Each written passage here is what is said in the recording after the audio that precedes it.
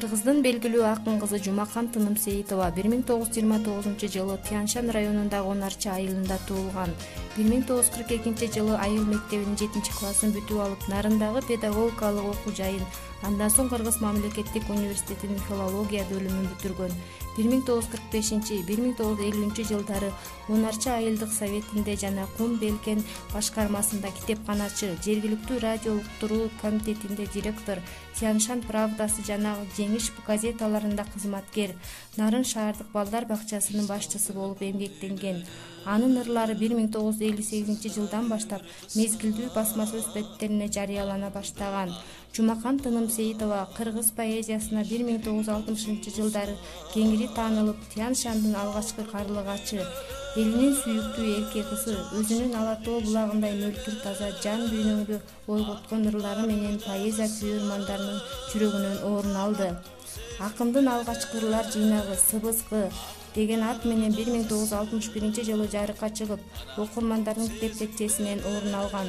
Ага удаалаш эле Нарын толкундары, Соңкөл дептери аттуу ыр жыйнактары басмадан жарык көргөн.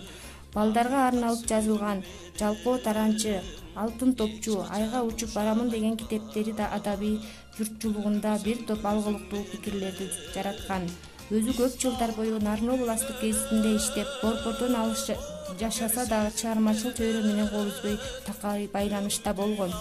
Кыргыз поэзиясында анын эки окутуучусу устаты болуп саналган Алыкул Осмонов, Нуркамал Жетикашкаевадан үлгү алып таасирленген. Аларды туу тутуп, Алыкул Осмонов жараткан поэзияны терең урматтап, Алыкулдан Гүлдести деген китепти түзгөн.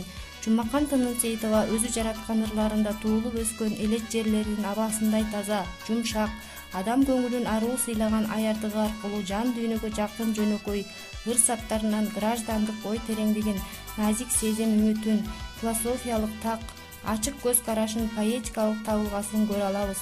Көбүнчө аялдар темасына кеңири кайрылып, ырларды, очерктерди, публистикалык макалаларды жазган. Ал ар кыл жанрда изденип эмгектенген. Дүйнөлүк поэзиядан акын аялдардын ырларын которуп, драматургия жанрында да иштеген. Акындын калеминен жаралган Акыркы жүздөшүү аттуу пьесасы Нарын областтык музыкалуу драма театрынын сахнасында ийгиликтүү коюлган. Эл журту таланттуу акын кызынын жаркын элесине таазим кылып, 1979 жылы Ата журт ыргактары, 1986 жылы Ырлар жана поэмалар аттуу эки жыйнагын басмадан чыгарып, окурмандарга тартуулаган. Акын өзүнүн элин сүйгөн жеринин сулуулугуна суктана, айылдаштарынын өмүр тагдырына кошо жорулушуп ыр чыгарган.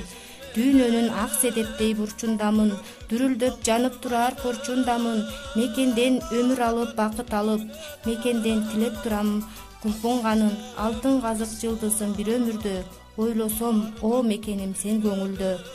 Акын Совет мезгилинде каарман эмгеги үчүн медалына ээ болгон. Жумаканды 1975 жылы июль айында ташкор ажал сууруп кетти. Артында айтып бүткүс ырлары, өзү айткандай ырдын куралган эстелиги өзүнүн айылы эчки башынын мөлтүр булагындай татына элеси калды.